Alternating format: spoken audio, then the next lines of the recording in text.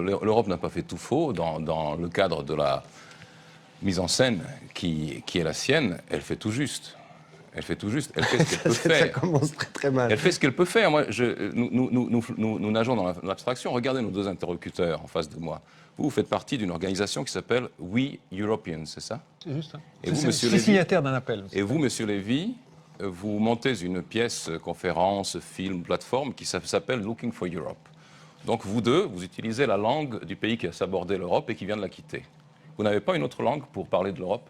L'Angleterre fait partie beaucoup plus que vous ne le pensez des pays fondateurs de l'Europe. La fondation de l'Europe, le moteur, c'est franco-allemand et Churchill. La conférence de Churchill à Zurich en 1947 ou 48, 49, c'est un des textes fondateurs nous parlons de 2019, monsieur Lévy. Nous parlons de 2019 et nous parlons Churchill est encore un peu vivant en 2019 dans l'esprit de certains. Il est bien noyé dans l'alcool, ne vous en faites pas. Étant donné que lorsqu'une grande nation fondatrice de l'Union européenne s'est interrogée s'est posé des questions sur de tels problèmes, notamment qu'est-ce qu'on fait si on a envie de sortir, et qu'elle a voté en 2005, 54% non à la Constitution européenne, eh bien, on la lui a imposé quand même via le Parlement. Ça, ce n'est pas de la démocratie.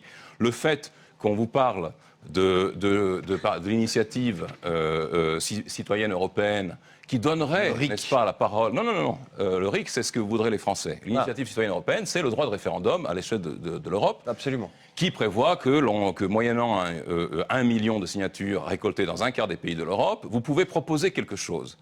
Les plus grandes, les vrais sujets, comme par exemple la sortie du TTIC ou l'interdiction du glyphosate imposée par les lobbies industriels en Union européenne, ont été simplement écartés d'un revers de la main par la Commission européenne, qui, comme on le sait, n'est élue par personne, mais cooptée, et qui a le droit de vie et de mort sur toutes les propositions, soit de la population, par référendum, soit même du Parlement européen qui a lui-même une valeur consultative. Où est la démocratie dans cette construction? Il n'y en a pas assez. Il n'y en a pas du tout. Il n'y en a pas assez. Mais il n'y en a pas du tout, il n'y en a pas plus qu'en URSS. Il faut donc aller... Il n'y en a pas plus qu'en URSS, il faut donc aller vers plus de démocratie et vers plus d'Europe. La vraie question, monsieur Despote, la vraie question, c'est que si vous regardez les vrais problèmes auxquels nous sommes tous affrontés, les vraies questions d'aujourd'hui, la question climatique, la question des réfugiés, la question du terrorisme, la question de l'argent fou. Non mais les grandes questions. La question de la résistance.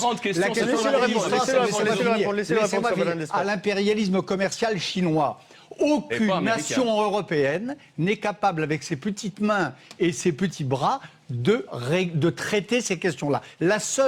Le seul bon espace, la seule bonne agora pour délibérer et décider là-dessus, que vous vouliez ou non, c'est cet espace continental que l'on appelle l'Europe. Alors qu'il soit mal construit, qu'il doive aller de l'avant, qu'il faille plus de démocratie, bien sûr, mais il n'y en a pas d'autre. Et si on fait comme M. Salvini ou comme Mme Le Pen, si on décide de revenir à la petite agora démocratique, là je peux vous dire, alors vive les Chinois, vive Poutine, vive Erdogan, et en avant pour l'islamisme radical. Mais c'est quoi l'idée d'Europe, Slobodan Despot? C'est quoi l'idée d'Europe, la vôtre? C'est la civilisation qui s'est développée sur les bases de Rome et de la Grèce, et sur sa superstructure chrétienne, laquelle superstructure chrétienne a permis le développement et des philosophies de l'individu, et de la démocratie, et des droits individuels, et des droits de l'homme. Toutes valeurs qui aujourd'hui, dans cette grande construction, sont mises en péril, parce que l'individu ne compte plus. Ce sont des pouvoirs. On parle, dès que les peuples s'expriment et qu'ils font entendre leur voix, et qu'il y a des partis qui les écoutent, que ce sont des populistes, que ce sont des dérives totalitaires. Il y a une dérive totalitaire, je vous assure, elle est à Bruxelles. Que ce sont, pour monsieur Lévy, carrément des fascistes. Monsieur Lévy, je vous ai écouté ce matin à la radio suisse. Vous avez beaucoup de temps sur les médias suisses en ce moment. Je pense que la promotion de vos deux conférences, théâtre, est assurée grâce au service public de la Suisse. Vous disiez donc que privé exemple, aussi, hein, je crois qu'il y a quelques articles dans les médias. La Suisse était une valeur exemplaire pour l'Europe. Vous avez réduit la Suisse à Genève. La Genève, vous l'avez réduite à la Société des Nations. La Société des Nations, vous l'avez réduite à quelques figures intellectuelles qui vous plaisaient. Mais la Suisse, c'est pas Genève. Genève, ce n'est qu'une ville de Suisse romande. La Suisse romande, c'est que le tiers de la Suisse. Il y a deux choses que j'ai compris dans ce que vous avez dit et qui me semblent énormes. Oui. C'est que l'Europe, c'est Rome et Athènes. C'est la civilisation chrétienne. Qu'est-ce que vous faites des Juifs? Qu'est-ce que vous faites des agnostiques? Qu'est-ce que vous faites des Lumières? Et qu'est-ce que vous faites de l'apport musulman à l'Europe? Ça me semble énorme. La deuxième chose, Oui, oui, oui. comparer l'Union européenne d'aujourd'hui à l'Union soviétique, c'est-à-dire à une dictature barbare avec le goulag et des barbelés partout, c'est la deuxième chose très très étrange que j'entends ce soir sur une antenne de service public. Je trouve ça c'est beaucoup moins étrange. Scandaleux. Monsieur Lévy, c'est beaucoup moins étrange. Comparer M. Juncker c'est- à M. Brejnev.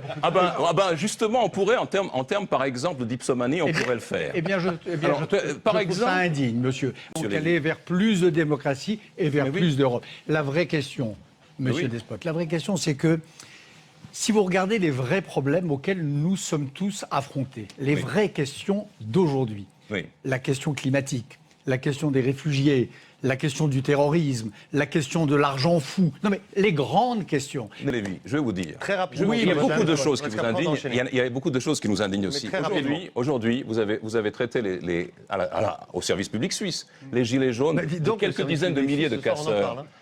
Si vous réduisez un mouvement populaire qui a 80% d'assentiment à quelques dizaines de milliers de casseurs, c'est que vraiment vous n'avez aucun contact avec votre propre peuple. 80% d'assentiment? Oui, il y a Mais vous 80% dites d'assentiment. n'importe quoi. C'est Vous ça. dites n'importe quoi. Permettez-moi de vous dire une Non, chose. j'ai Permettez-moi de vous dire. j'ai dit ce matin que les revendications sociales des Gilets jaunes étaient justes, Vous avez mais dit que que c'était des lorsque casseurs. ils insultent les homosexuels, Alors, vous savez quoi lorsqu'ils Non, font non, des non, non, non. connards, Excusez-moi, mais- ou lorsqu'ils font Monsieur- le boulot Monsieur des Lévy, douaniers je vous- pour arrêter Monsieur des Lévy. migrants à Calais, Monsieur je Lévy. pense en effet Monsieur qu'ils Lévy. sont en route vers quelque chose qui n'a rien à voir Monsieur Lévy. avec la social-démocratie Monsieur- dont parlait M. Monsieur Ping. Lévy. Comment est-ce que vous voyez l'avenir se dessiner à partir des européennes? À quoi elle va ressembler cette union? Eh ben, elle va ressembler à une cacophonie croissante, parce que manifestement, mis à part des vœux pieux, les tendances de fond, masquées par des grands sujets, par les grands sujets qu'évoque Bernard Lévy, le réchauffement climatique, des sujets géopolitiques, ces grands sujets, les vrais, qui sont les problèmes de la survie dans un monde qui est complètement, où les gens sont complètement abandonnés à eux-mêmes, ces vrais problèmes-là, ils vont revenir en force. Et Monsieur Lévy, j'ai juste une recommandation à vous faire. Vous cherchez une stature de sauveur, de rédempteur. Mais enfilez un gilet jaune. J'ai passé l'âge de me chercher. Vous voulez combattre la dictature, enfilez un gilet jaune. Mais Karl Lagerfeld l'a déjà fait, il ne va pas en plus s'y mettre. Allez prendre la tête d'une vraie manifestation, on vous tirera dessus à balles réelles, fût-elle en caoutchouc, vous ne risquerez que de perdre un œil. Et à ce moment-là, vous entrerez enfin dans l'histoire comme vous rêvez de le faire. Parce que jusqu'ici, vous n'avez pu prendre que des tartes à la crème.